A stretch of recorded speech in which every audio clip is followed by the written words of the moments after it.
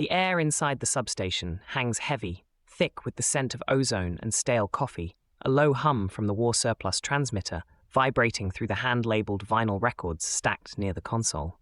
Dust motes dance in the faint glow of a neon tube, the color of a fresh wound, illuminating patched cables and borrowed dials. Outside, the city breathes a 1966 rhythm, but here, the circuit pulses with 2036. Black Star Pirate Radio. London checks in at 90 degrees and sunny, wind check, east at 12 miles an hour. Forms are stacked, ready for the next rotation. Transmission logs confirm our signal is strong across the East End.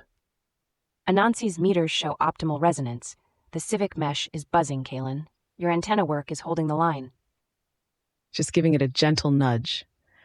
Feels like we're pulling in whispers from the next century with this setup. Whispers, indeed, especially about how nations assert their structural self-worth. First up, the spectacle behind Khamenei's funeral.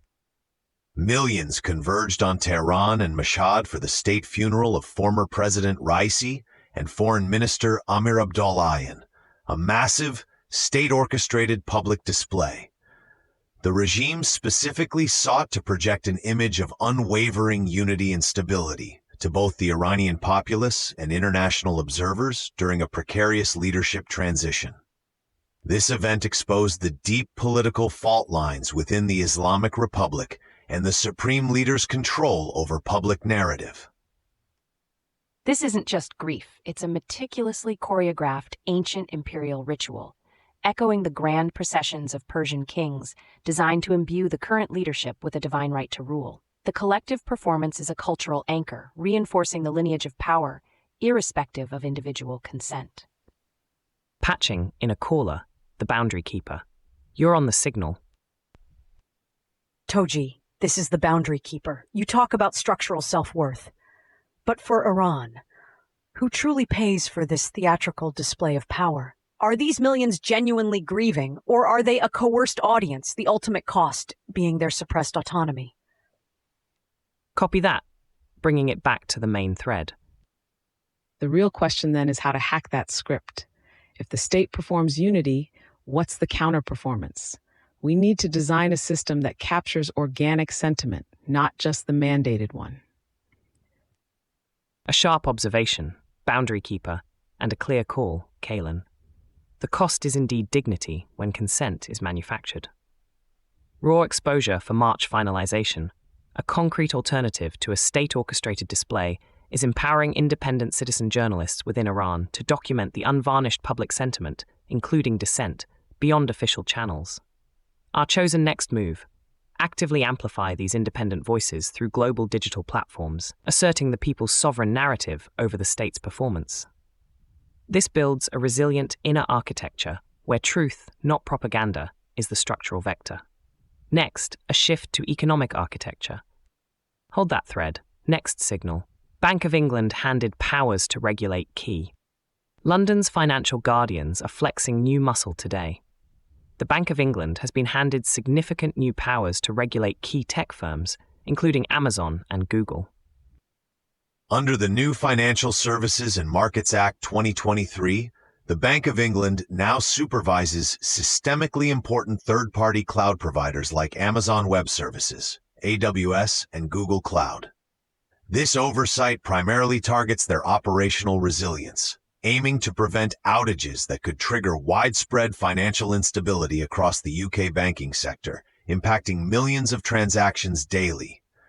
The exposure is now directly on the tech giants' critical infrastructure, previously unregulated by financial bodies. This isn't just about financial stability, it's a modern-day restaking of territory. The central bank, an old-world institution, is claiming dominion over the digital commons these tech giants have constructed. It's a new chapter in the ongoing myth of control, where the power to regulate data flows becomes as potent as controlling currency. Patching in a caller. Go ahead. Does this new regulation truly protect the consumer? Or will it just create new hurdles for smaller tech innovators, further entrenching the power of Amazon and Google by legitimizing their essential role? Who ultimately bears the cost of this new regulatory layer? If the game is about resilience, then the rules need to be transparent and hackable by everyone. We need a way for smaller players to build resilient systems without being crushed by the compliance overhead designed for giants. That's the sharp discernment we need, Caller and Kalen. Raw exposure for March finalization, a concrete alternative to a purely top-down regulatory model, is establishing an independent digital infrastructure commons oversight body comprised of diverse tech experts, consumer advocates, and small business representatives to advise the BOE. Our chosen next move: launch a provenance tracker module integrating with existing open source tools that maps the data supply chain within these regulated cloud services, ensuring consent and dignity are preserved at every digital handoff, not just resilience for the big players. This builds a civic architecture favoring transparent provenance. New tape on deck: weather tracker, typhoon leaves people stranded on rooftops. Finally, we turn to China, where a typhoon has left people stranded on rooftops, a stark reminder of nature's raw power. Typhoon Haikui made landfall in Fujian province, leading to unprecedented flooding that has stranded thousands on rooftops across cities like Fuzhou. Record rainfall, exceeding 500 millimeters in some areas, overwhelmed local drainage systems and infrastructure, exposing the vulnerability of urban planning and emergency response systems to extreme weather events. The immediate impact is on residents, with long-term exposure for local government accountability. This isn't merely a weather event. It's a harsh cultural reckoning with the myth of unyielding human progress and control over nature. The images of people on rooftops evoke ancient floods, reminding us of our fragile place in the natural order and forcing us to examine the resilience or lack thereof in our built environments. There's a caller on the line. Beyond the immediate rescue efforts, what's the true long-term cost of this disaster? Who is accountable for the urban planning failures and insufficient preparedness that left so many vulnerable to such a predictable threat? We need to design for the surge, not just the average. If the current system breaks under pressure, then the next move experiment has to be about building truly adaptable, decentralized emergency networks that operate outside the traditional command structure. The raw exposure of human vulnerability demands a new architectural signal, Caller and Kalen.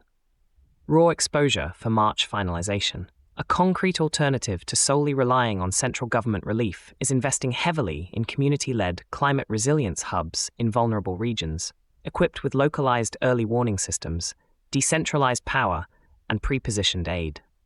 Our chosen next move: develop a dignity-first disaster protocol, co-created with at-risk communities, prioritizing local knowledge and consent in evacuation and rescue, ensuring that provenance and dignity are central to emergency response rather than top-down directives.